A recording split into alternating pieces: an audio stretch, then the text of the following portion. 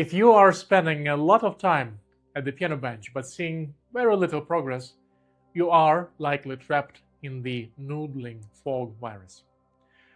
I have spent years grinding for XP experience points in the tutorial level of learning, that is, learning by converting time into muscle fatigue, otherwise known as learning by rote repetition. And I did all of that because I mistook mechanical repetition with actual deep learning. If you can relate to this, then by the end of this video you will receive an OS update that I have been using for a number of years now that allowed me to improve the efficiency of my practice now that the time to do nothing but just that has become very limited for me. I'm pretty sure you can relate to this feeling. Let's say you've been sitting at the piano for 30 minutes and you have played some particular passage for 50 times, but it still feels clunky or unmusical. You're putting in the time, you're hitting the notes, but the progress just isn't really there. And then you start dreading practice time because it feels like a chore and not an adventure. So the core problem is believing that we are practicing when we are just mechanically running through notes to clock in the time. For a long time, I have operated with the misaligned formula where, let's say, 4 hours of playing equaled 4 hours of progress or learnedness. But the only true part of that formula is that 4 hours of your life has been used up. We often just funnel the notes from the page through our fingers and into the air without putting a thought into turning them into music. And we shoot ourselves into the practice room for 6 hours and might get excellent fingers, might get excellent technique in the end, but we end up with very little spirit or vitality in our music making. Okay, if you are taking you to the illustration portion of the video, something new I'm trying, like it for both of us, I have just experienced this noodling fog and bar 1 issue just yesterday, and perhaps the only reason it hasn't happened today yet is because I haven't practiced today yet. So today I have wrote down a quick description, and yesterday, right when I finished spending 30 minutes on something that could have only used 10 if I paid attention, I'm going to bring those to your attention in a moment. So, noodling fog, or the issue of once is learned when you move on after just getting something right once, is when we let something slip from our attention and instead of fixing the issue, the mistake, the error, instead of figuring out what the issue is, we keep running through it over and over again, or we keep restarting from the start of the piece or start of the phrase, wasting valuable time and also physical resources on the way to get to the bar that actually has a mistake, has an error, or has some other kind of a challenge. And by doing that frequently, we are further solidifying our error. So what I found myself yesterday in is I would play this opening to a Bach, My Spirit Be Joyful. This is an arrangement for 2 trumpets, and the tune goes as... And right at the end of the transition, right at the end of the first phrase, when there are 2 bars transition into the next phrase, bar 8 or 9, my left hand would do funny things. And this is my 3rd attempt to record this portion.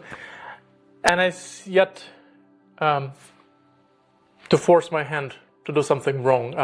Perhaps until the concert is going to do things just right. But around here, my left hand would just keep blanking out and would pick up the pace at the next bar.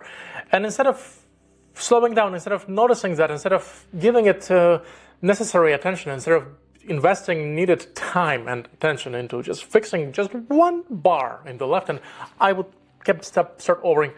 start over from this beginning of this piece, from bar 1. I wasn't too far away, but it's exactly the same issue if you're later in the piece and you're just going back to the first bar of the phrase instead of zooming in. And what I also noticed when I was in that fog is that my body would tense up. My shoulders would be up, and I would be focusing on running through things. My tempo would start getting faster and faster. More mistakes around the trouble area would start coming up to the surface. So, as I wrote down from yesterday, the playing gets faster, Mistakes grow, hands get tired. No wonder, because the body gets more tense. So, advice to both me and you for our today's session of practicing, once you're done watching this video, just take a moment to stop and think what needs fixing. You're not an automatic, those raw paper players. And then the metaphor hit my mind. The deeper we are in those tracks, like if you're walking in the snow, deep snow, or driving through a snow, or driving or walking through a mud, the more tense your body becomes, because you're really in the tracks of not paying attention, not being actually aware of what's necessary of you at that time. So if you feel tired in your body, that's a clear, quick indicator, just like those check your engine soon signs in the cars. Check your body now sign. We should have that, and we'll include those in the next videos as we continue to gamify the process. It's a quick sign that you have to fix something. I believe, like I said in this version of the video, I spent 30 minutes on this poor first page of this arrangement, which is about only 19-20 bars, and this is not the first time me practicing this piece. Instead of just zeroing in on 2, 4, 6 specific bars that actually need attention. Don't be me, be a better version of yourself tomorrow. I want to provide 2 concepts in order for us to deal with this Noodling fog virus. And I'm going to start by mentioning Chang, who argues that we should design our practicing sessions to spend 10% on acquiring technique and 90% on making music. And also, I cannot agree more with his argument that musicality and technique cannot be separated. From my experience, we put too much time into learning notes, running through the motions, that is technical execution, and often leave making the music or making interpretive choices for some later date, or worse, up to our teacher to decide. So applying this 10-90 principle, if 10% of an hour is 6 minutes, so if you only had 6 minutes to work on your technique or figure out the notes, and that's all you have for the day, ask yourselves, which 3 measures, which exact problem are you going to tackle down so that you're going to improve? So that then you can shift your focus to shaping the music afterwards. Now, I've heard some highbrows say that you should spend 90% of your time making some music. That sounds like an awful lot of unbuilt thinking to me. I say, treat that piano like a punch clock at the gravel pit. If you aren't mechanically note crunching for 4 hours straight until your brain feels like a wet cardboard, you aren't really working. It's not about how the music sounds, it's about how much of your life you can use up before you claim that you have practiced. Daniel Coyle suggests that there is a universal limit of 3 to 5 hours of deep practice per day before the brain checks out. And I can personally relate to that. I can personally confirm that. And then he further breaks down, he provides an algorithm for any deep learning process. So he says, and I'm going to apply this to music learning, to convert conscious processing of us reading through the notes into the somatic delivery that we have to move our fingers and get the sound out of the instrument, we must chunk the music into the smallest possible units and then repeat them correctly until body plays it right automatically. Automatically doesn't mean mindless or mechanical.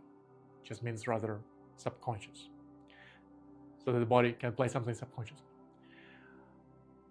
In all of that, I will add this another bug, another virus, which is the once is learned delusion. And we must avoid it. And delusion looks like this. Let's say, without truly noticing what you do for a long period of time, you play something incorrectly for 9 times, and then you get it right just once on that 10th time by pure luck at that point. And then you tell yourself, I get it now, and you move on. If you are guilty of that, then think about this very carefully.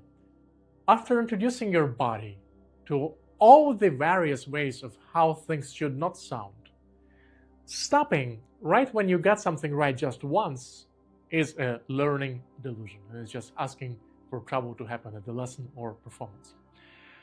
And I think this is frequently at the core of why you play well in the practice room and can't play it straight at the lesson or the concert. We are going to try something different in this video, and I'm going to leave you with a little challenge, reflective challenge for the week. So I suggest you try to catch yourself mentally in the moment when you switch from being fully aware of what you play, what you try to improve, how you try to make it sound, and you switch into the NPC mode while you're practicing. NPC mode would look like you're just running through things mindlessly while reaching for the phone, thinking about what to say to a friend. And I suggest you think about what was the passage that you were playing that allowed your brain to shift to something else. What triggered that fog? Feel free to drop it in the comments, and I'll do my best to respond to anyone who will write something, subject to time. Stay playful, stay curious.